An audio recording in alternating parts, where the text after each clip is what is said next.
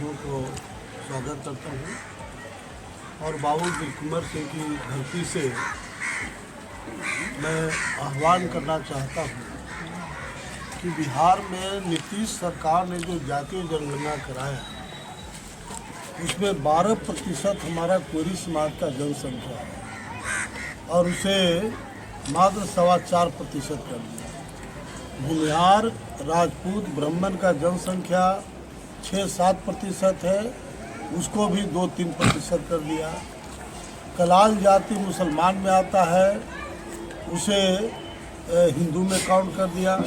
तो ये साबित करता है कि कहीं भी जाति जनगणना हुआ ही नहीं। मैं करीब 2 महीना से लगातार करीब 65 विधानसभा क्षेत्र से मीटिंग करके प्रखंड में गांव-गांव में मैं आया हूं और सभी जगह मैंने पूछा कि आप लोग के गांव में जाति जनगणना हुआ, तो 90% लोगों ने कहा कि मेरे गांव में जाति जनगणना आया ही नहीं और 10% लोगों ने ये कहा कि हमारे गांव में 2-4-5 घर जाति जनगणना वाला आया, उसके बाद गांव में पूछा नहीं। बताओ, इस तरह से नीतीश सरकार गुंडागर्दी करने पर उतारू है और नीतीश सरकार ने नीति बनाया है कि जिसकी जितनी जनसंख्या उतनी उसकी हिस्सेदारी। वैसी स्थिति में हमारा कोरी समाज का तो गर्दन कट जाएगा, भूमिहार, राजपूत, ब्राह्मण समाज का गर्दन कट जाएगा, मुसलमानों का एक तरह से गर्दन कटेगा क्योंकि कलाल जाति मुसलमान में है और उसको हिंदू में काउंट कर दिया।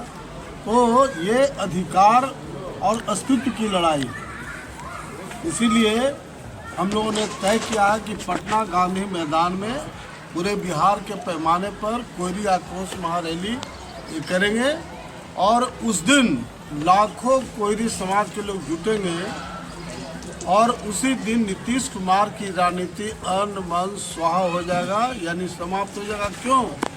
क्योंकि नीतीश कुमार की राजनीति लौ और कुछ कोयरी कुर्मी उनका आधारभूत। बिहार में कुर्मी 1.5% है, हमारा कोयरी 12% है।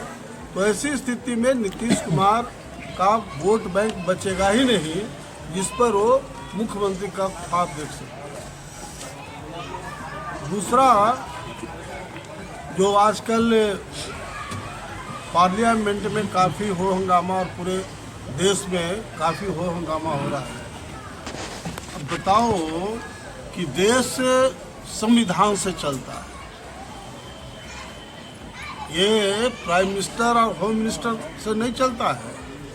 देश चलता है संविधान से और संविधान के रचयिता डॉक्टर भीमराव अंबेडकर साहब हैं और देश का होम मिनिस्टर कमेंट्स करता है कि अंबेडकर जो बोल रहे हो, अगर राम राम अगर बोलोगे तो स्वर्ग में चले जाओगे। मैं डंके के चोट पर इस बात को कहना चाहता हूँ कि राम कोई भगवान नहीं है। रामचंद्र जी एक अच्छे राजा थे, अच्छे विचार के व्यक्ति हैं, विचार के थे। और अगर भगवान के बारे में लोग बोलते हैं कि पूरा दुनिया को भगवान चलाते हैं, अरे भाई, तो भारत में ना राम जी है। भारत के अलावा जो देश है वो वहाँ कौन सा भगवान है? और अगर राम भगवान थे या हैं तो मर क्यों गए? भाई, पूरे सृष्टि को चलाने वाले भगवान कहे जाते हैं, तो राम अगर भगवान हैं थे